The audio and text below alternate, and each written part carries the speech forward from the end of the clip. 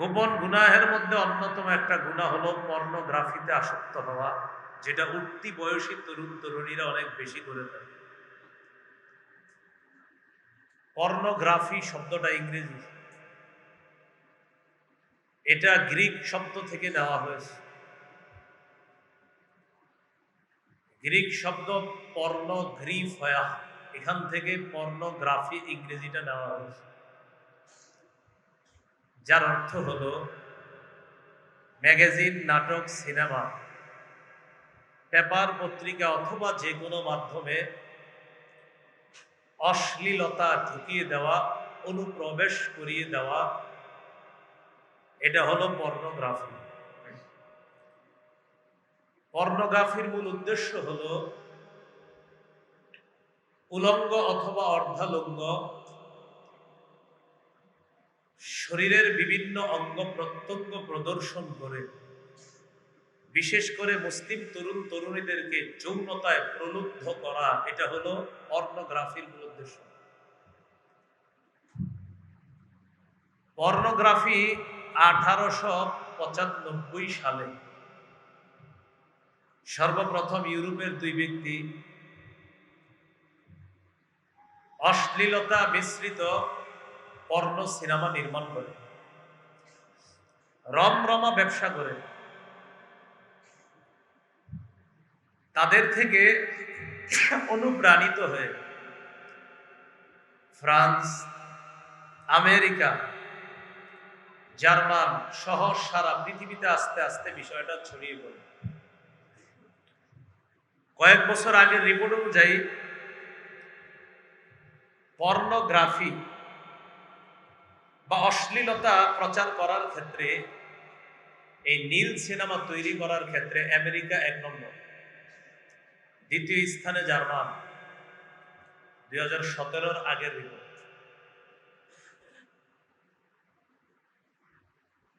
পৃথিবীর প্রায় 4.6 মিলিয়নেরও বেশি পর্ন আছে ইন্টারনেটে।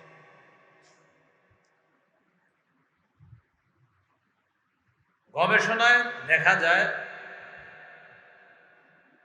প্রতি সেকেন্ডে, 2006 রিপোর্ট অনুযায়ী, 2006 প্রতি সেকেন্ডে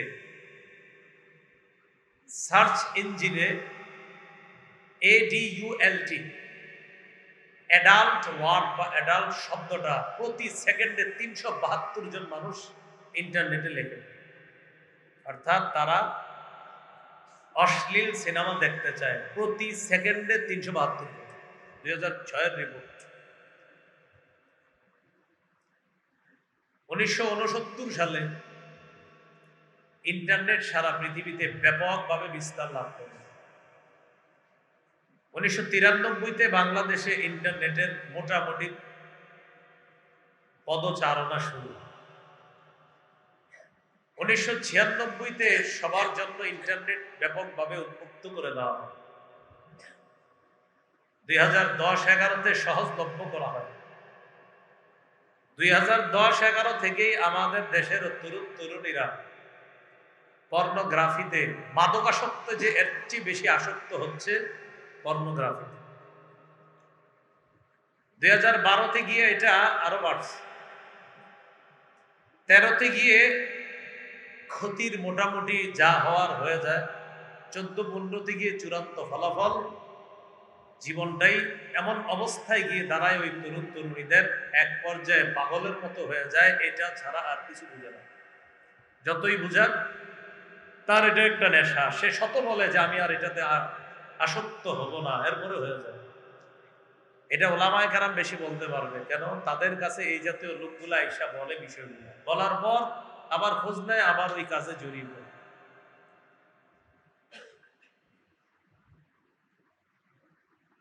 শুধু আমেরিকা সহ পশ্চিমা যে অসভ্য নোংরা সমাজ, এই পশ্চিমারা নীল সিনেমা দিয়ে সারা পৃথিবীতে বছরে প্রায় 56 বিলিয়ন, মিলিয়ন না, 56 বিলিয়ন ডলার কামিয়ে নেয়।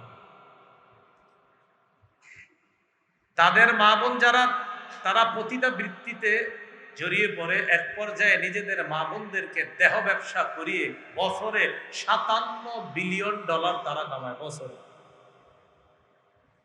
যা 138টা দেশের জিডিপির সমান। 138 জিডিপি বুঝেননি? জিডিপির একটা হিসাব বের করে তো প্রতি বছর সেটা দেবে, gross domestic product, GDP, gross D domestic P product. পুরা দেশের বিভিন্ন হিসাব নিকাশ একটা বের করা হয় আর কি, একটা বাৎসরিক আয়। 138টা দেশের জিডিপির যেই হিসাব, এক বছরে এই নীল সিনেমা আর পশ্চিমারা দেহ ব্যবসা, এটার মাধ্যমে তারা 56 বিলিয়ন হলো এই পর্নোগ্রাফি অশ্লীলতা দিয়ে কামায়, আর 57 বিলিয়ন কামায় হলো আপনার দেহ ব্যবসা ইত্যাদি, যা 138টা দেশের বাৎসরিক হিসাবের সমান। 138টা দেশ রাষ্ট্র। এখন হ্যাঁ, এই যে গোপন গুনাহটা পর্নোগ্রাফি, এটার মূল টার্গেট কিন্তু মুসলমান। মূল টার্গেট, তাদের মূল টার্গেট মুসলমানের চরিত্র ধ্বংস করা। এই পর্নোগ্রাফিতে আসক্ত হওয়ার ফলাফলে কি হয়? এক নাম্বার ক্ষতি, সবচাইতে উত্তম অবয়বে যে মানুষ আল্লাহ বানিয়েছে, এই মানুষটা একটা বিকৃত রূপ ধারণ করে অমানুষে পরিণত হয় পর্নোগ্রাফির মাধ্যমে, পুরো অমানুষ। আল্লাহ পাক রব্বুল আলামিন সূরা মুমিনের 64 নম্বর আয়াতে বলেন, ওয়াসাওয়ারাকুম ফাআহসানা সুওয়ারাকুম, তিনি তোমাদেরকে গঠন করেছেন, ফাআহসানা সুওয়ারাকুম, তোমাদের গঠনটা কত সুন্দর করেছেন তিনি। সুবহানাল্লাহ, আমাদের গঠনটা কত সুন্দর করেছেন। যেখানে নাক কান যা দেওয়ার ঠিক সেখানে আল্লাহ দিয়েছে। আল্লাহ বলেন, ইয়া আইয়ুহাল ইনসান মা গাররাকা বিরাব্বিকাল কারীম, ও মানুষ কিসে তোমাকে সম্মানিত রবের ব্যাপারে ধোঁকা দেয়, প্রতারণা করে? আল্লাযী খালাকাকা, যে তোমাকে সৃষ্টি করেছেন, ফাসাওয়াকা, তোমাকে সুগঠিত করেছেন, ফাআদালাকা, সুষম করেছেন, যেইভাবে যা দেওয়া দরকার তা করেছেন, ফি আইয়ি সূরাতিন মা শাআ, যেই আকৃতিতে তিনি চেয়েছেন, রক্কাবাকা, তোমাকে সুন্দরভাবে আল্লাহ কত সুন্দর আকৃতিতে গঠন করেছেন। পর্নোগ্রাফির মাধ্যমে এই সৌন্দর্য যেটা আল্লাহ মানুষকে দান করেছিলেন, যে সর্বোত্তম মানুষ বানিয়েছি আমি সবচেয়ে সুন্দর আকৃতি দিয়ে, মুসলমানরা এটার মাধ্যমে অমানুষে পশুতে পরিণত হয়ে যায়, এটাতে আসক্ত হতে হতে। সূরা 3-এর 4 নম্বর আয়াত আল্লাহ বলেন, লাকাদ খালাকনাল ইনসান ফি আহসানি তাকওয়িম, আমি মানুষকে সৃষ্টি করেছি সবচেয়ে উত্তম অবয়বে। সূরা বনী ইসরাঈলের 70 নম্বর আয়াতে আল্লাহ বলেন, ওয়ালাকাদ কাররামনা বনী আদম, আমি বনী আদমকে সম্মানিত করেছি। সুবহানাল্লাহ, যে আল্লাহ আমাকে আপনাকে সম্মানিত করলেন, আপনি দরজা লাগিয়ে মা বাবার দৃষ্টির অগোচরে আর আল্লাহর দেখায়, সবার অগোচরে আর আল্লাহর দৃষ্টির মধ্যে আপনি কি করতেছেন? কেউ আপনাকে দেখতেছেন, আল্লাহ আপনাকে দেখতেছেন। এটা আমাদেরকে পশুতে পরিণত করে দিচ্ছে। সূরা আরাফের 179 নম্বর আয়াতে আল্লাহ বলেন, উলাইকা কাল আনআম, এরা চতুষ্পদ জন্তুর মতো, বালহুম আদাল, বরং এর চেয়ে আরো পথভ্রষ্ট, আরো নিকৃষ্ট। উলাইকা হুল গাফিলুন, এরা গাফেল, এরা উদাসীন। তাহলে পর্নোগ্রাফির 1 নাম্বার ক্ষতি, সুন্দর মানুষটা অসুন্দর হয়ে যায়, এই সুন্দর মানুষটা পশুতে পরিণত হয়ে যায়, বরং এর চেয়ে আরো নিকৃষ্ট, জীবের মতো, বরং এর চেয়ে আরো নিকৃষ্ট হয়ে যায়। এক পর্যায়ে তার অবস্থা এমন হয়, তারা যত বুঝান সে বুঝবে না, সেইটাতে আসক্ত। পর্নোগ্রাফির দ্বিতীয় ক্ষতি, বলেন আমার সাথে একটু, পবিত্র আত্মাকে অপবিত্র করে দেয়। পবিত্র আত্মা এটাকে অপবিত্র করে। তাফসীরের কিতাব অনুযায়ী মসুরির ডাইলের মতো আমাদের শরীরের ভিতরে একটা ছোট্ট গোস্তের টুকরা আছে, মসুরির ডাল। হাদিসে এটাকে রাসূল সাল্লাল্লাহু আলাইহি সাল্লাম এইভাবে বলেছেন, আলা ওয়া ইন্না ফিল জাসাদি মুদগাতান, শোনো শরীরের মধ্যে একটা গোস্তের টুকরা আছে, ইদা সালাহাত, এই টুকরাটা যদি পরিশুদ্ধ হয়ে যায়, ঠিক হয়ে যায়, সালাহাল জাসাদু কুল্লুহু, পুরা শরীরটা ঠিক হয়ে যায়। ওই ছোট্ট অংশটা ঠিক হলে পুরা শরীর ঠিক। ওয়া ইদা ফাসাদাত ফাসাদাল জাসাদু কুল্লুহু, আর যদি ছোট্ট এই দেহের টুকরাটা যদি নষ্ট হয়ে যায়, পুরা শরীরটা নষ্ট হয়ে যায়। আলা ওয়াহিয়াল কলব, নবী বলেন শোনো, এটা হলো কলব। তাহলে বলেন তো, ছোট্ট দেহের ওই টুকরাটার নাম কি? এটা যদি ঠিক হয় পুরা দেহ ঠিক, এটা যদি নষ্ট হয় দেহ নষ্ট। পর্নোগ্রাফির দ্বিতীয় ক্ষতি, পবিত্র আত্মাকে একদম শেষ করে দেয়, অপবিত্র করে দেয়। আর ওটা অপবিত্র হওয়া মানে পুরা দেহ শেষ হয়ে যায়। রাসূলুল্লাহ সাল্লাল্লাহু আলাইহি সাল্লাম বলেন, বান্দা যখন একটা গুনাহ করে, একটু বলেন কয়টা? নুকিতাত ফি কলবিহি নুকতাতুন সাওদা, তার অন্তরে একটা কালো দাগ পড়ে যায়। ফাইদা হুয়া তাবা ওয়াস্তাগফারা, সে যদি তওবা করে এবং আল্লাহর কাছে ক্ষমা প্রার্থনা করে, ওয়া নাযা, আর গুনাহ থেকে ফিরে আসে, সুকিলা কলবুহু, তার অন্তরটা আবার ঠিক হয়ে যায়।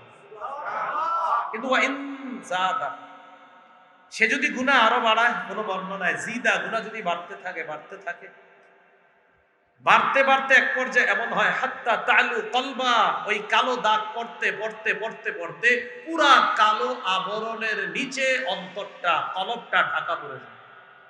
কলবে ওই আবরণ পড়তে পড়তে পড়তে পড়তে পুরা কালো হয়ে যায়, এই কালোর নিচে এখন কলব। এটাকে বলা হয় মরিচা। বলেন কি বলা হয়? মরিচায় ঢাকা পড়ে যায়। সূরা মুতাফফিফিনের 14 নম্বর আয়াতে আল্লাহ বলেন, কাল্লা বাল রানা আলা কুলুবিহিম মা কানু ইয়াকসিবুন, কখনো নয়, বরং তাদের অন্তরে মরিচা ধরিয়েছে তাদের কৃতকর্ম, তাদের অন্তরে জং ধরিয়েছে, মরিচা ধরিয়েছে তাদের কৃতকর্ম, তাদের অপরাধ। পর্নোগ্রাফি অন্তরে এমন মরিচা ধরায়, ধরতে ধরতে পুরা কালো আবরণের নিচে পড়ে যায়। এই ব্যক্তিকে যত বুঝান, সে আপনার সামনে বলবে বুঝছি বুঝছি, আবার আড়ালে গেলে আবার পর্নোগ্রাফিতে আসক্ত হয়। তাহলে 2 নাম্বার ক্ষতি, পবিত্র আত্মাকে অপবিত্র করে। 3 নাম্বার ক্ষতি, যৌন বিকৃতি সৃষ্টি। কি বললাম? যৌন বিকার সৃষ্টি। বিকার মানে পাগলামি, এক জাতীয় যৌন উন্মাদনা সৃষ্টি করে, পাগল হয়ে যায়, পাগলের মতো হয়ে যায়। হাত দিয়ে জিনা করে, চোখ দিয়ে জিনা করে, কান দিয়ে জিনা করে, এক পর্যায়ে লজ্জাস্থান দিয়ে জিনার মতো ভয়ঙ্কর জিনায় লিপ্ত হয়ে যায়, পাগল হয়ে যায়। সে কি করবে সে নিজেও জানে না। এই জাতীয় পাপাচার যারা করবে তাদের ঠিকানা জাহান্নাম। সূরা আলিফ লাম মিম আস-সাজদার 20 নম্বর আয়াতে আল্লাহ বলেন, ওয়া আম্মাল্লাযীনা ফাসাকু ফামাওয়াহুমুন নার, যারা পাপাচার করে তাদের ঠিকানা হলো জাহান্নাম। নাউযুবিল্লাহ। তাহলে 3 নাম্বার ক্ষতি, যৌন বিকার সৃষ্টি, একদম পাগলের মতো হয়ে যায় এই ব্যক্তি। 4 নাম্বার ক্ষতি পর্নোগ্রাফির। বলেন জিনার দিকে নিয়ে যায়। কিসের দিকে নিয়ে যায়? জিনার দিকে। মানে জিনার দিকে নিয়ে যায় মানে কি জানেন? জিনাকে কোনো পাপ মনে করে না, এটা কোনো ব্যাপার না। সূরা বানী ইসরাঈলের 32 নম্বর আয়াতে আল্লাহ বলেন, ওয়ালা তাকরাবুজ জিনা, তোমরা জিনার কাছেও যেও না, ইন্নাহু কানা ফাহিশা, এটা অশ্লীল কাজ, ওয়াসাআ সাবিলা, এটা কতই না মন্দ রাস্তা। পর্নোগ্রাফিতে যে আসক্ত হয়, জিনা তার কাছে পানিবাতের মতো হয়ে যায়। এটা কোনো পাপ মনে হয় না, কারণ তাকে তো জিনা শেখাচ্ছে, ওটা জিনার নিকটবর্তী করে দেয়। এটা 4 নাম্বার ক্ষতি। সন্তানকে বাঁচান। সূরা তাহরিমের 6 নম্বর আয়াত, কু আনফুসাকুম ওয়া আহলিকুম নার, নিজেকে বাঁচাও, পরিবারকে বাঁচাও আগুন থেকে। Protect yourself and your families against a fire, নিজেকে বাঁচাও, পরিবারকে বাঁচাও আগুন থেকে। আগুন, যে আগুনের জ্বালানি হবে আর নাস ওয়াল হিজারা, মানুষ এবং পাথর। আল্লাহ আমাদেরকে হেফাজত করুন, আমিন। সন্তানের হাতে যে জিনিসটা ধরায়া দেন, 30,000 টাকা 35,000 টাকায় যে জিনিসটা ধরিয়ে দিচ্ছেন, নজরদারি করেন, সেডিগিরি করেন, গোয়েন্দাগিরি করতে হবে। সন্তান যেন ইলেকট্রনিক ডিভাইস আপনার কাছ থেকে নিয়ে জাহান্নামের দিকে পা না বাড়ায়, এই দায়িত্ব আপনার। আল্লাহ আমাদেরকে হেফাজত করে। 5 নাম্বার ক্ষতি পর্নোগ্রাফির। বলেন বেহায়াপনা সৃষ্টি করে। এর কোনো লজ্জা থাকে না, একদম শেষ, সব শেষ, লজ্জা সব কিচ্ছু থাকবে না। সহিহ মুসলিমের বর্ণনা, قال رسول الله صلى الله عليه وسلم صنفان من أهل النار لم أرهما। রাসূলুল্লাহ সাল্লাল্লাহু আলাইহি সাল্লাম বলেন, দুই শ্রেণীর জাহান্নামীকে আমি দেখি নাই। কওমুন মাআহুম সিয়াতুন কাআযনাবিল বাকারি ইয়াদরিবুনা বিহান নাস। এক নাম্বার জাহান্নামী হলো ওই সম্প্রদায় যাদের কাছে গরুর লেজের মতো চাবুক থাকবে, এই চাবুক দিয়ে মানুষের উপর জুলুম নির্যাতন করবে, অন্যায়ভাবে মানুষকে আঘাত করবে। এরা জাহান্নামী। নবী বলেন এরা দুনিয়াতে আসবে, আমি দেখি নাই এদের। আরেক শ্রেণী, এদেরকেও আমি দেখি নাই। সেরা কারা? আপনারা একটু শুনে বললেন, আপনারা দেখছেন কিনা, নবী দেখে নাই, সেটা শুনেন কি বলেন। ওয়ানিসাউল কাসিয়াত আরিয়াতুন মুমিলাতুন মাইলাত। 2 নাম্বার জাহান্নামী ওই নারীরা যারা পোশাক পরার পরেও উলঙ্গ। তারা এমন পোশাক পরবে যেই পোশাকে অন্যকে নিজের দিকে আকৃষ্ট করবে আর নিজে অন্যের প্রতি আকৃষ্ট হবে। নবী বলেন আমি তাদেরকে দেখি নাই। আমরা অপেক্ষায় আছি, পরে আসবে তারা দুনিয়াতে।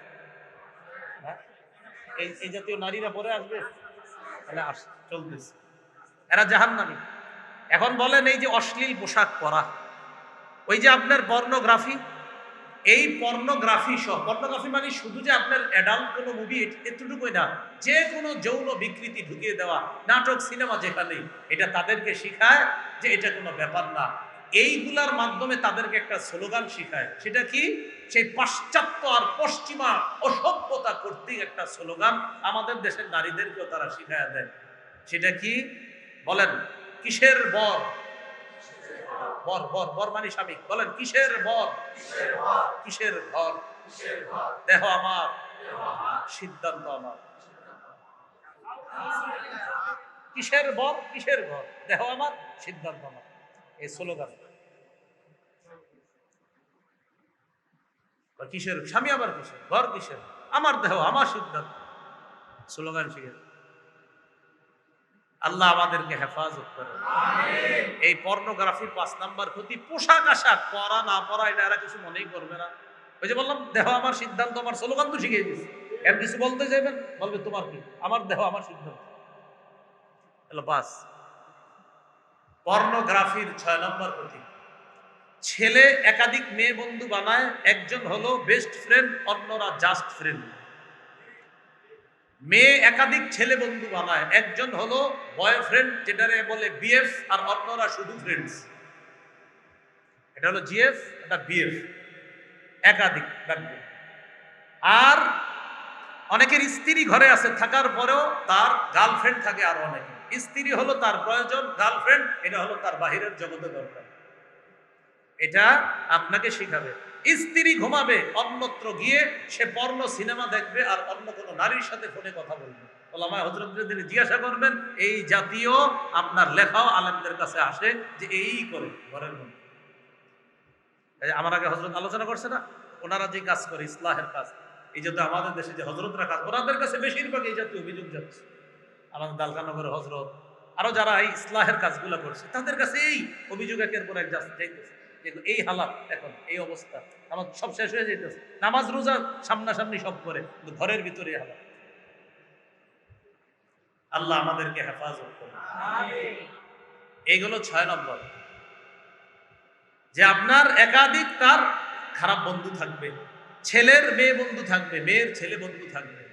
এটা রোগ, এটা হলো কলমের রোগ। কলম তো শেষ, নষ্ট হয়ে গেছে। ওই পর্নোগ্রাফি আপনার এমন বানায় দিছে যে কোনো ব্যাপার না, পরিচয় করাই দেবে। আর আমার কলিগ, স্বামী স্ত্রী এক ঘরে আসছে, স্বামী এসে দেখে যে 4-5 জন আসবে ঘরে, এরা কারা? এরা আমার কলেজ বন্ধু। স্ত্রী বলতেছে এরা আমার কলেজ বন্ধু, এই কলেজ বন্ধুদেরকে চা খাওয়াইতে হবে।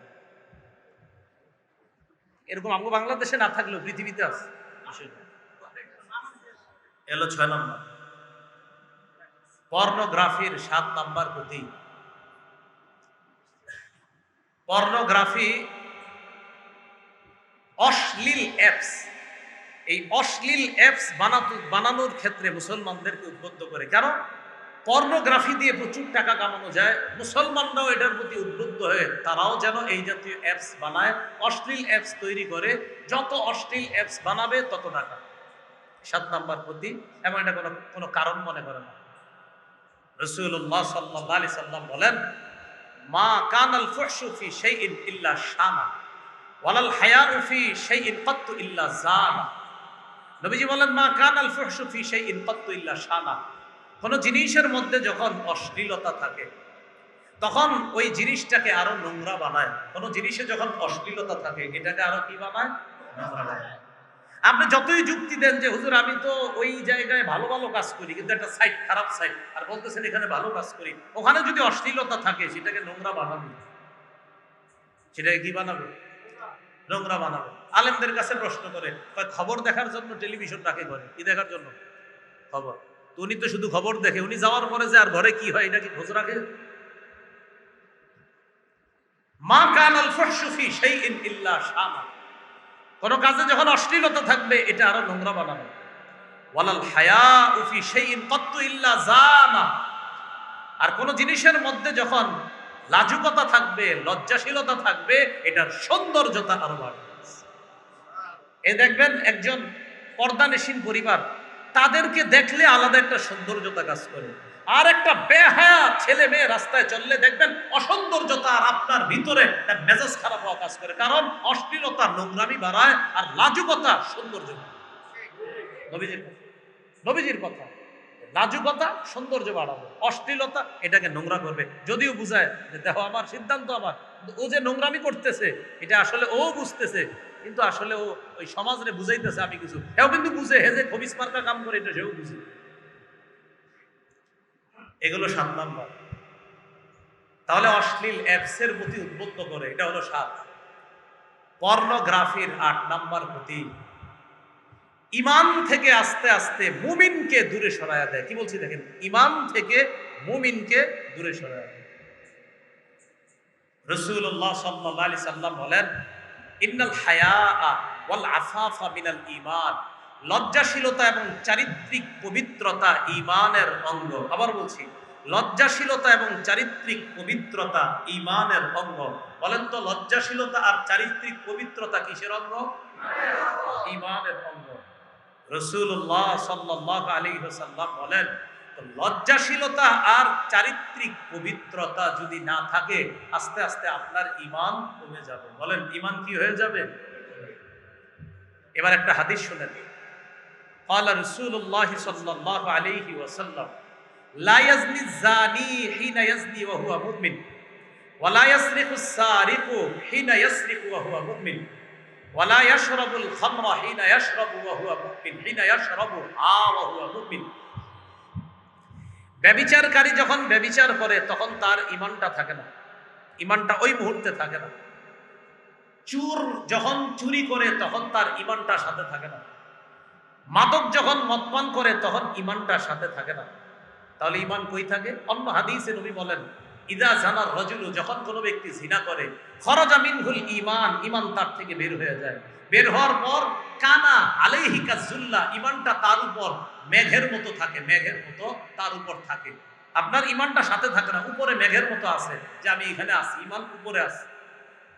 ফাইদান কত আলোকটা যখন জিনা থেকে ফিরে আসে, রজা ইলাইহিল ঈমান, তখন ঈমানটা আবার ফিরে আসে। যখন ওই অপরাধটা করে ঈমানটা আপনার সাথে থাকে না, উপরে থাকে। অপরাধটা শেষ হওয়ার পর সে যদি আবার ফিরে আসে, ঈমানটা ফিরে আসে। তো এবার একটু ভাবেন, আল্লাহ না করেন যদি অপরাধের সময় মারাটা যান, হ্যাঁ, আল্লাহ আমাদেরকে হেফাজত করে। তাহলে রাসূল সাল্লাল্লাহু আলাইহি ওয়াসাল্লাম বলেন, ইদা জানাল আব্দু, বান্দা যখন জিনা করে, খরাজা মিনহুল ঈমান, ঈমান বের হয়ে যায়। কানা আলাইহি কাযুল্লাহ, মেঘের মতো এটা উপরে থাকে।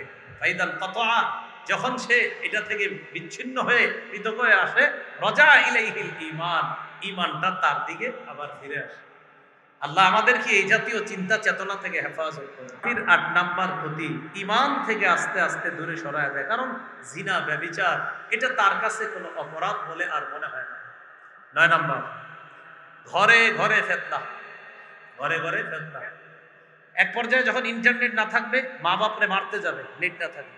যদি মা বাবা প্রথমে তো দিছেন খুশি হইয়া আপনি, যে হ্যাঁ আমার শখের ছেলে এসএসসিতে গোল্ডেন পাইছে, ইন্টারে পাইছে আরো বেশি, তা আপনি শখে দিছেন ইন্টারনেট। এখন এমন অবস্থায় পৌঁছছে সে একদিন নেট ছাড়া থাকবে না। তখন আপনি যদি বলেন নেট দিব না, ইন্টারনেট দিব না, প্রয়োজনে আপনারা মেরেও ফেলবে, ইন্টারনেট লাগবে, আপনাকে মারবে, আপনি বাবা, আপনি মা, আপনাকে মারবে, নেট লাগবে আমার, আমি পাগল, আমার নেট লাগবে। একজন বলতেছে হুজুর মারতেছে অলরেডি, আমি শুধু বলছি মারবে, উনি অলরেডি মারতেছে। উনি শুনছে বলে তো বলতেছে, বিষয়টা সবাই শুনছেন কম বেশি। এই হলো ইন্টারনেটের অবস্থা। তো বলছিলাম ৯ নাম্বার, যে এক পর্যায়ে মা বাবার উপরে পর্যন্ত হাত তুলতে দ্বিধাবোধ করবে না যারা এই কাজগুলা করে। আল্লাহ আমাদের এই সমাজকে হেফাজত করে।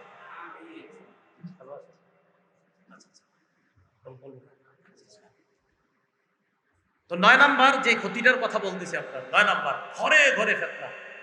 রাসূলুল্লাহ সাল্লাল্লাহু আলাইহি সাল্লাম বলেন, সহিহ বুখারীর বর্ণনা, ইন্নাহু লা ইয়াতি আলাইকুম জামান, তোমাদের কাছে এমন সময় আসবে, ইল্লাল্লাযী বা'দাহু শাররুম মিনহু, তোমাদের সামনে যেই সময়টা আসবে, পরের সময়টা আগের চেয়ে আরো ভয়ঙ্কর হবে। আবার বলছি, তোমাদের সামনে যেই সময়টা আসবে, এই সময়টা এটার চেয়ে ভয়ঙ্কর হবে এই কালকাটা, কালকের যে ভয়ঙ্কর হবে পরশু। নবীজি বললেন ইল্লাল্লাযী বা'দাহু শাররুম মিনহু। দেখেন আমি বুঝাই, এই যে এখন নবী বলে এখনের একটু পরের সময়টা আগের চেয়ে আরো কঠিন হবে, এরপরেরটা আরো কঠিন হবে, অবস্থা আরো কঠিন হবে। তুমি যতই বলো থাক ছোট মানুষ, বড় হইলে ঠিক হয়ে যাবে, নবী বলে না, অবস্থা এখন যে কঠিন না, সামনে আরো কঠিন।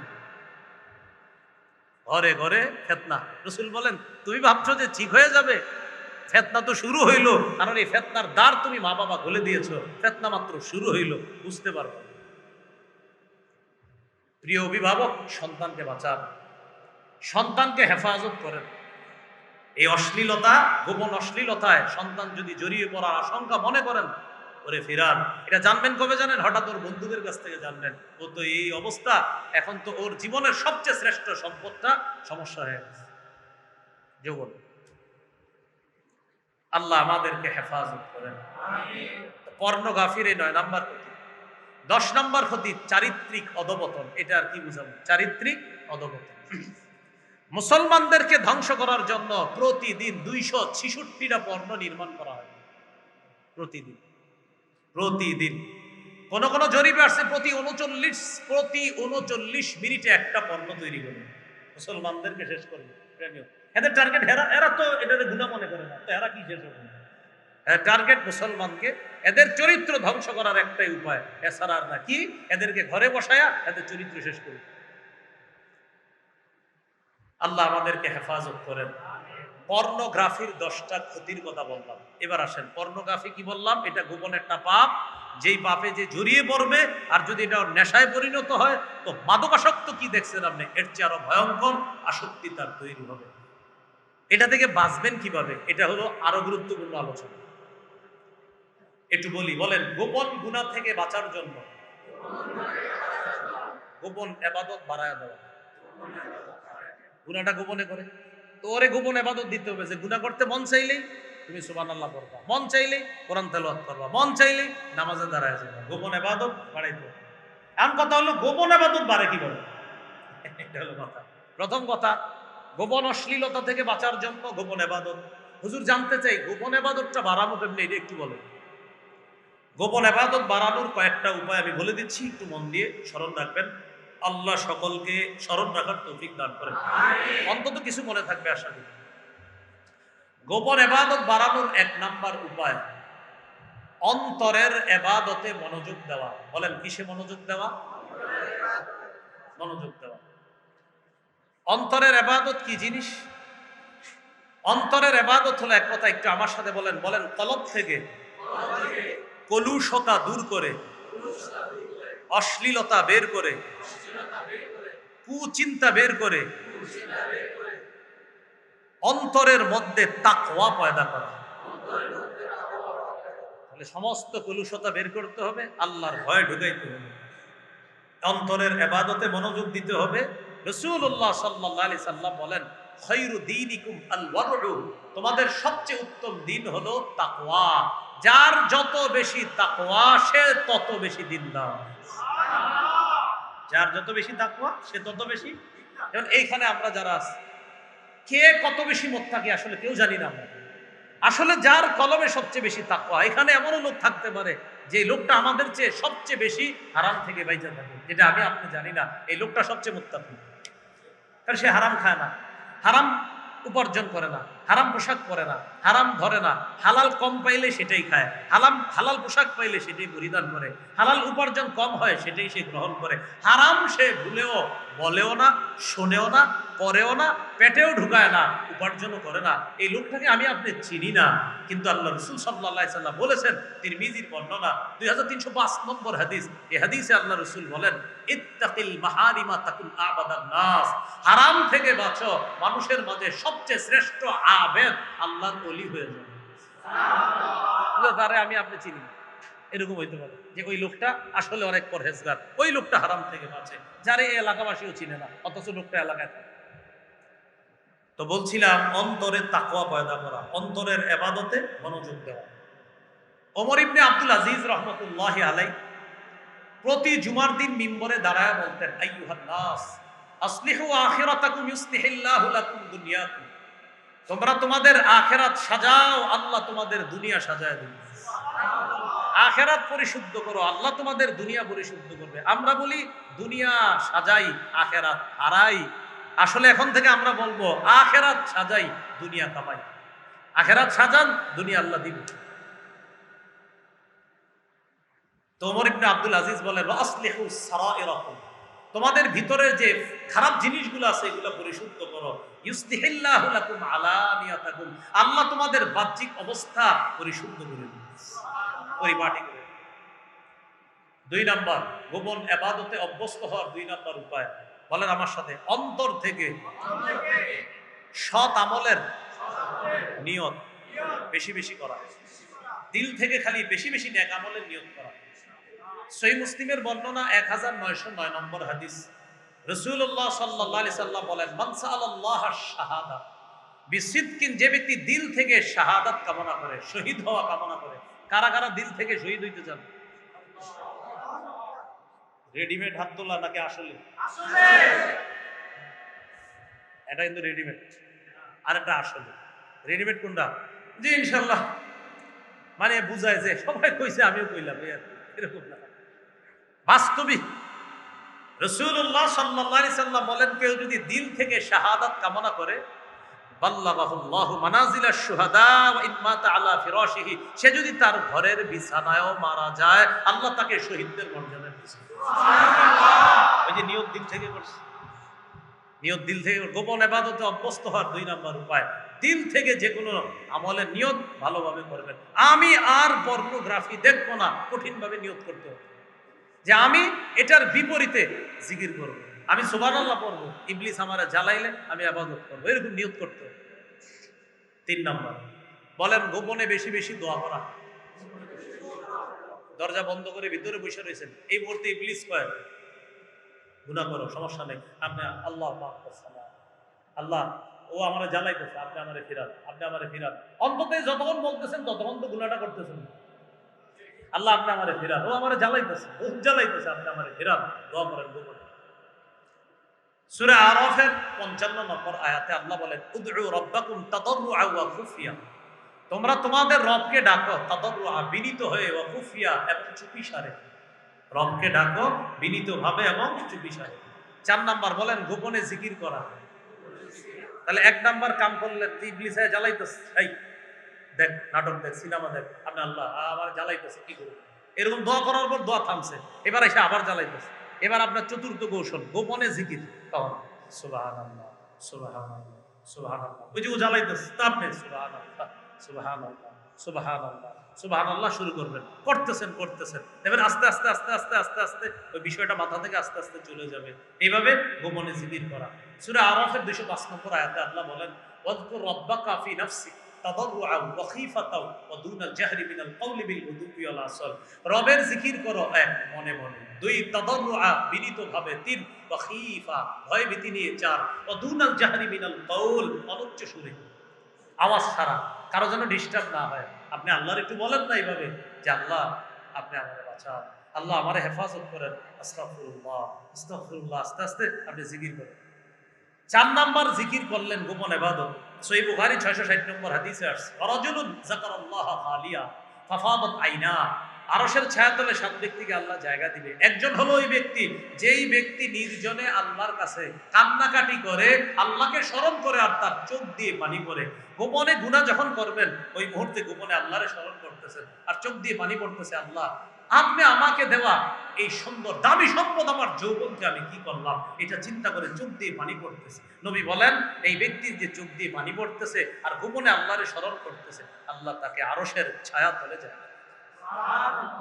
তাহলে 4 নাম্বার জিকির। জিকির করার পর আবার অনেকক্ষণ পর ইবলিস এসে আপনাকে জ্বালানোর চেষ্টা করতেছে, এই হইলো তো অনেক ইবাদত করছো, তো এবার একটু দেখো। 5 নাম্বার বলেন গোপনে কোরআন তেলাওয়াত। ঝামেলা করবো আবার এবার কোরআনটা খুলবেন, খোলার পর শুরু করবেন কোরআন পড়বেন, তেলাওয়াত করবেন। তিরমিজির বর্ণনা 1333 নম্বর হাদিস, আল জাহিরু বিল কোরআন কাল জাহিরি বিস সাদাকা। উচ্চ সুরে তেলাওয়াত করা, প্রকাশ্যে কোরআন তেলাওয়াত করা, প্রকাশ্যে সদকা করার মতো। ওয়াল মুসিররু বিল কোরআন কাল মুসিররি বিস সাদাকা। আস্তে কোরআন তেলাওয়াতকারী আস্তে বা গোপনে সদকাকারীর মতো। গোপনে আপনার বিবি ঘুমাই রয়েছে, সবাই ঘুমাইতেছে, রাত 2টার দিকে আপনার ঘুম ভেঙে গেছে, অজু না থাকলেও আপনি পড়েন সূরা ইখলাসটা পড়েন মুখস্থ, আর যদি পারেন অজু আছে তো অজু কইরা আপনি কোরআনটা খুলেন, খুইলা কিছুক্ষণ পড়েন। ইবলিস আইসা আপনার জ্বালাইতেছে অনেক, যে তুমি তো অনেক ইবাদত করলা, দোয়া করলা আমার থেকে বাঁচার জন্য, এরপর গোপনে জিকির করলা, এইবার অন্তত কিছু একটু আমারে শান্তি করো। ইবলিস ঝামেলা করবে আপনি তখন কোরআন তেলাওয়াত করবেন। কোরআন তেলাওয়াত শেষ হওয়ার পরে ফজরের আর বেশি বাকি নাই, মানে আস্তে আস্তে আপনার অভ্যাসটা চেঞ্জ করে। এবার এসে ইবলিস আবার জ্বালাইতে চাইবে, এইবার বাস নফল নামাজে দাঁড়ায় আল্লাহ জ্বালাইবা সুযোগ নেই। নামাজে দাঁড়াইছে তুই এবার কি করবি? নামাজে দাঁড়ানোর পর ইয়াসিন সূরা নিবেন, কথার কথা। যদি দেখেন যে ওটা কাম না, আরো বড়টা পারলে ওটা নিবেন। ইবলিসে কইবেন আমি যতক্ষণ না ইয়াসিন সূরা শেষ না হইব রুকু সিজদা দিতেছি না, জ্বালাইলে লাভ হবে না, ভাগো। ভাই আপনি নামাজে দাঁড়াইবেন তো, নামাজ তো যতক্ষণ পড়বেন ততক্ষণ তো আর আপনি গুনাহ করতেছেন, আপনি নামাজে দাঁড়াইবেন। রাসূলুল্লাহ সাল্লাল্লাহু আলাইহি ওয়াসাল্লাম বলেন সালাতুর রাজুলি তাতাওয়ান হাইসু লা ইয়ারাহু নাস তা'দিলু সালাতাহু আলা আয়ুনিন নাসি 25। একদম সোজা অনুবাদটা বুঝেন। এই ব্যক্তি দেখেন সবাই, এই ব্যক্তি একবার গোপনে নফল নামাজ পড়া আর আমাদের সামনে 25 বার পড়া, একবার গোপনে পড়া যেই সওয়াব আমাদের সামনে 25 বারে সেই সওয়াব। মানে বরাবর গোপনে একবার পড়ছে আর আমাদের সামনে 25 বার বরাবর। বাকি আপনারা আবার যারা গোপনে নামাজ পড়েন না, যেমন কথার কথা জুমার দিন সালাম ফিরানোর পরে দৌড়, তো কয় দৌড় দিছেন গা, কয় আমি খতিব সাহেব বলছে সুন্নত মুখ ঘরে গিয়ে পড়া উত্তম, মাশাআল্লাহ পড়ছেন নি? না পড়ি নেই। এটা আমার কেমন হলো? সুন্নত ঘরে পড়া উত্তম ছিল, আপনি পড়ছেন নি, তো আপনি পরে ভাই আপনি মসজিদে পড়েন, আপনি আমার সামনে 25 বারই পড়েন, কারণ আপনি তো বসায় গিয়ে পড়েন না, আপনি মসজিদে পড়েন। তো যাই হোক, গোপন ইবাদত নফল নামাজ পড়া। তিরমিজির বর্ণনা 3579 নম্বর হাদিস। যুবক ভাইরা হাদিসটা মন দিয়ে শুনেন, আল্লাহর সাথে সম্পর্ক কায়েম করেন। সাধারণত এই গুনাহগুলো রাতের বেলায় সংগঠিত হওয়ার সম্ভাবনা থাকে বেশি। আপনি ইবাদতে দাঁড়ায় যান। নবী বলেন আকরাবু মা ইয়াকুনুর রাব্বু মিনাল আবদ। আল্লাহ আর বান্দা সবচেয়ে কাছাকাছি, বান্দা আল্লাহর সবচেয়ে কাছাকাছি পৌঁছে ফরজ ইবাদতের মাধ্যমে। এরপর যে ইবাদতের মাধ্যমে বান্দা আল্লাহর কাছে পড়ে সেটা হলো ফি জাওফিল লাইলিল আখির, শেষ রাতের তাহাজ্জুদের মাধ্যমে বান্দা আল্লাহর সবচেয়ে কাছাকাছি। সুবহানাল্লাহ। আমি তাহাজ্জুদে দাঁড়ায় যান। নবীজি বলেন ফাইন ইসতাতাতা আন তাকুনা মিম্মা ইয়াযকুরুল্লাহ ফি তিলকা সাআ ফাকুন। ও আমার উম্মত, ওই সময়ে যারা যারা আল্লাহর ইবাদত করে, তাহাজ্জুদ পড়ে, আমি নবীর আশা তুমিও তাদের অন্তর্ভুক্ত হয়ে যাও। যদি তুমি পারো তুমিও তাদের অন্তর্ভুক্ত হও। এইগুলো 6 নাম্বার, গোপনে নফল ইবাদত করা, নফল নামাজ পড়া। 7 নাম্বার গোপনে রোজা রাখা। কি রাখা? রোজা রাখা, গোপনে রোজা রাখা। আপনি রোজা রাখবেন দিনের বেলা, যখন নফল রোজা রাখবেন কাউরে বলা দরকার নাই। নফল রাতের বেলা মনে করেন ইবলিস আইসা জ্বালায়, তোর মাথায় আনবেন সারাদিন রোজা রাখলাম, রাতে এইভাবে আমি গুনাহ করবো না, এটা ঠিক হবে না। আস্তে আস্তে দেখবেন এই মানসিকতা তৈরি হবে আপনার। তো নফল রোজা রাখা, সোমবার বৃহস্পতিবার রাখতে পারেন। আর মাসে 3টা, 13, 14, 15 আইয়ামে বীজে রোজা রাখতে পারেন। আর দাউদ নবীর রোজা এটাও রাখতে পারেন। একদিন রোজা রাখতেন, একদিন রাখতেন না, একদিন রাখতেন, আরেকদিন রাখতেন না, আবার রাখতেন, আবার রাখতেন না, এইভাবে রাখতে পারেন। আমাদের নবীজি সোম বৃহস্পতিবার রাখতেন কেন? সোমবারে তার জন্ম, এই জন্য রোজা রাখতেন। সোমবার বছরে একদিন নাকি রসুল প্রতি সাপ্তাহিক জন্মদিনে রোজা রাখতেন। আপনি দি বছরে কি জানি করেন কথার কথা আপনার তো বই নাই। আচ্ছা, বছরে একদিন কি জানি করে, অথচ রসুল প্রতি সোমবার রোজা রাখতেন কেন? জন্মদিন। রসুল প্রতি সোমবার রোজা রাখতেন। আরেকটা কি, সোমবার বৃহস্পতিবার আমল নামা আল্লাহর কাছে পৌঁছে যায়। আমি নবী চাই রোজা অবস্থায় যেন আমার আমল নামা আল্লাহর কাছে বেশ করা হয়। এইভাবে ইবাদত করা। তাহলে 7 নাম্বার নফল রোজা রাখা গোপনে। 8 নাম্বার গোপনে আল্লাহর কাছে কান্নাকাটি করা। একটু গোপনে কাঁদবেন, চোখের পানি ছাড়বেন। মাছির মাথা, যে মাথাটা, ছোট্ট মাথাটা, এই মাথা পরিমাণ পানিও যদি চোখের কোনায় উকি দেয়, নাকের এখানে আসে না, খালি কোনায় উকি দিচ্ছে, খালি কোনায়। নবীজি বলেন লা ইয়ালিজিন নারা রাজুলুন বাকা মিন খাশিয়াতিল্লাহ হাত্তা ইয়াউদাল লাবানু ফিদ দারই। গরুর ওলান থেকে দুধ বের হওয়ার পর দুধ ওলানে ফিরে যাওয়া যেমন অসম্ভব, আল্লাহর ভয়ে চোখের পানি ফালানোর পর ওই ব্যক্তিরও জাহান্নামে যাওয়া অসম্ভব। রাতে উঠে একটু কান্না, যখন ওই যে ঝামেলাটা করবে ইবলিস, চোখের পানি ছেড়ে ছেড়ে কান্দেন, আল্লাহ আমি ভুল করছি, আমার আসে মাফ করেন, আল্লাহ আপনি আমারে ফিরে আনেন। এই 9 নাম্বার বলেন গোপনে সদকা করা। গোপনে কি করা? সদকা করা। রাসূলুল্লাহ রাসূলুল্লাহ সাল্লাল্লাহু আলাইহি সাল্লাম বলেন সাদাকাতুস সিররি তুতফিউ গদবা রাব্বি। গোপন সদকা আল্লাহর রাগকে নিভায় দেয়। গোপন সদকা আল্লাহর রাগকে নিভায় দেয়। আপনি চিন্তা করবেন, আমি তো আল্লাহকে অনেক অসন্তুষ্ট করছি গুনাহের মাধ্যমে। গোপনে গোপনে কিছু সদকা হলো, যেমন এই মাদ্রাসা মাশাআল্লাহ মাত্র 21 দিন হয়েছে, তো মাদ্রাসাটার সূচনা হয়েছে। কথার কথা আজকে অনেকে দান করবেন, লেখাইছে, অনেকে আছে লেখার নাই। আপনি এরকম পারেন, কিন্তু এই মাদ্রাসার কাউরে বলতে হবে না।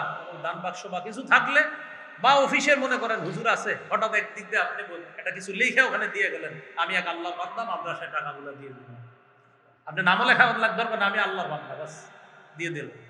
এই যে গোপনে আপনি সৎকাটা করে দিবেন, নবীজি বলেন আল্লাহর রাগকে নিভায়া দেয় গোপন সৎকা। 10 নম্বর চুপে চুপে এতিম আর বিধবাদের সাহায্য সহযোগিতা করা। এতিম মাদ্রাসা, এতিমরাজ, এদের খোঁজ খবর নিতে পারেন আপনি, কাউরে বলা দরকার নাই। আপনি চুপে চুপে এই মাদ্রাসায় এসে এতিমদের খোঁজ খবর নিলেন, কেউ জানাও দরকার নাই, আপনি খোঁজ খবর নিলেন। একজন হুজুরে বলেন, হুজুর এখানে কতজন এতিম আছে? ঠিক আছে, আমি 5 জন এতিমরে আমি একটু এই মাসে এটা খাওয়াইতে চাই, এটা দিতে চাই। হুজুর আপনি কাউরে বলা দরকার নাই, বাস আমার নামও বলা দরকার নাই, বলে দিলেন। সহিহ বুখারীর 5353 নম্বর হাদিস, 5353 কত হয়? 5353। আস-সাঈ আলাল আরমিলা ওয়াল মিসকিন কাল মুজাহিদি ফি সাবিলিল্লাহ আবিল কাইমিল লাইল ওয়াস-সাইমিন নাহার। যে ব্যক্তি এতিম, মিসকিন, বিধবাদের সহযোগিতা করার জন্য চেষ্টা চালায়, তার 3টা উপকার। 1, সে কেমন যেন আল্লাহর রাস্তায় জিহাদ করে। 2, সে কেমন যেন সারা রাত নফল নামাজ পড়ে। 3, সে কেমন যেন সারাদিন নফল রোজা রাখে। গোপন ইবাদত এইভাবে বাড়ায় দেন আপনি, গোপনে গোপনে খোঁজ নেওয়া। 11 নাম্বার গোপনে এলেম চর্চা করা। আপনি গোপনে গোপনে ইন্টারনেটে ঢুইকা খারাপ খারাপ জিনিস পড়েন, কথার কথা খারাপ খারাপ কিছু পড়তে আপনার ভালো লাগে, আপনি আজকে থেকে এই পড়াটা পাল্টায়া কোরআন হাদিস পড়ে পাল্টাই দিবেন, যে তুমি আমারে জ্বালাও এই সমস্ত পড়া দিয়া, ঠিক আছে আমিও দেখাই দিব কোরআন হাদিস পড়া। কি বলেন? ইনশাআল্লাহ, যে কোরআন হাদিস পড়া আমি দেখাই দিব। সালফে সালেহিনগণ বলেন আল ইলমু সালাতুস সিররি ওয়া ইবাদাতুল কলব। আমাদের পূর্বসূরীরা বলেন এলেম হলো গোপন নামাজের মতো এবং অন্তরের ইবাদত। সুবহানাল্লাহ। এলেম, এজন্য সঠিক বিদ্যা আপনাকে ওই যেই সঠিক বিদ্যাটা আপনাকে ওই জাতীয় অশ্লীল লেখা পড়া থেকে আপনাকে বাঁচাবে ইনশাআল্লাহ। 12 নাম্বার ঘরের মধ্যে আপনি যে ঘরে গুনাটুনা ইত্যাদি হয় আপনার, ওখানে আপনি একটা ইবাদতখানা বানায় দেন যদি পারেন। আমি এই রুমে ইবাদত করব, বাস এরকম এটা করতে পারেন। সহিহ বুখারীর বর্ণনা 7292 নম্বর হাদিস, রাসূলুল্লাহ সাল্লাল্লাহু আলাইহি সাল্লাম বলেন সাল্লু আইয়ুহান নাস ফি বুয়ুতিকুম ফাইন্না আফজালাস সালাতিল মারই ফি বাইতিহি ইল্লাল মাকতুবাহ। একজন মানুষের ফরজ নামাজের ছাড়া, ফরজ নামাজ ছাড়া আর যত নামাজ আছে এই নামাজের জন্য শ্রেষ্ঠ জায়গা হলো তার ঘর। ফরজ নামাজের জন্য শ্রেষ্ঠ জায়গা মসজিদ, আর এরপর নফল ইবাদতের জন্য শ্রেষ্ঠ জায়গা হলো তার ঘর। এই জন্য আবু দারদা রাদিয়াল্লাহু তাআলা আনহু বলেন, নি'মা সাওমাতুল মারইল মুসলিমি বাইতুহু, মুসলমানের নফল ইবাদতের জন্য তার ইবাদতখানা হিসাবে তার ঘরটা কতই না উত্তম। ইয়াকুফু লিসানাহু ওয়া ফারজাহু ওয়া বাসারাহু, সে তার ঘরের মধ্যে তার জবান হেফাজত করে, তার লজ্জাস্থান হেফাজত করে, তার দৃষ্টিকে হেফাজত করে। এটা কতই না উত্তম কাজ, তার ঘরে নফল ইবাদত করা। আবু হুরায়রা রাদিয়াল্লাহু তাআলা আনহু বলেন, আসআদুন নাস ফিল ফিতান কুল্লু খাফিয়্যিন নাকির, ফিতনার জামানায় নিজেরে ফিতনা থেকে মুক্ত রাখা, ফরজ ইবাদতগুলো মসজিদে করে, নফল ইবাদতগুলো চুপে সারে ঘরে যদি করা যায়, আবু হুরায়রা বলেন এই ব্যক্তিটা সবচেয়ে মানুষের মধ্যে সৌভাগ্যবান ব্যক্তি। তাহলে গোপন ইবাদত বাড়াবো তো ইনশাআল্লাহ। একটু মন দিয়ে সবাই শুনেন। আল্লাহ বলেন, গোপন গুনাহ থেকে বাঁচো, প্রকাশ্য গুনাহ থেকে বাঁচো। গোপন গুনাহ আমরা এমনভাবে আসক্ত হয়ে পড়ি যেটা মানুষ জানেও না, আমরা জানতেও দেই না। হঠাৎ যখন জেনে ফেলে, যখন আমার সর্বস্ব হারা হয়ে যায়, তখন মানুষ এগুলা জানে। গোপন গুনাহের মধ্যে ভয়ঙ্কর একটা গুনাহ পর্নোগ্রাফিতে তরুণ তরুণীদের আসক্তি হয়ে যাওয়া। পর্নোগ্রাফি সম্পর্কে মোটামুটি আমরা কিছু ধারণা পেয়েছি। গোপন গুনাহটা থেকে কি কি ক্ষতি হয় এর মধ্যে 10টা ক্ষতি আমরা জেনেছি। গোপন গুনাহ থেকে বাঁচবো কিভাবে? গোপন ইবাদতের মাধ্যমে। গোপন ইবাদত কিভাবে করব? 12টা উপায় বলে দিলাম। এই 12টা উপায়ে আপনি গোপন ইবাদত বাড়ানোর চেষ্টা করবেন। সর্বশেষ কথা হলো, এখন যেটা বলবো সেটাও ইনশাআল্লাহ সবাই মানবেন। বলেন ইনশাআল্লাহ। ইনশাআল্লাহ। দুই হাত তুলে সবাই বলেন ইনশাআল্লাহ। আমি হাতটা নামাই, আর কেউ নামায় না। আমি নামাই, নাম তুলে। আমি যাওয়ার পরে আর কেউ উঠবেন না, হাত নামায় না। বলেন ইনশাআল্লাহ। ইনশাআল্লাহ। আওয়াজটা আগের মতো হয়নি। ইনশাআল্লাহ। এবার হাত নামান। হুজুর বসবে, দোয়া করবে, এরপর যাবে। আসসালামু আলাইকুম।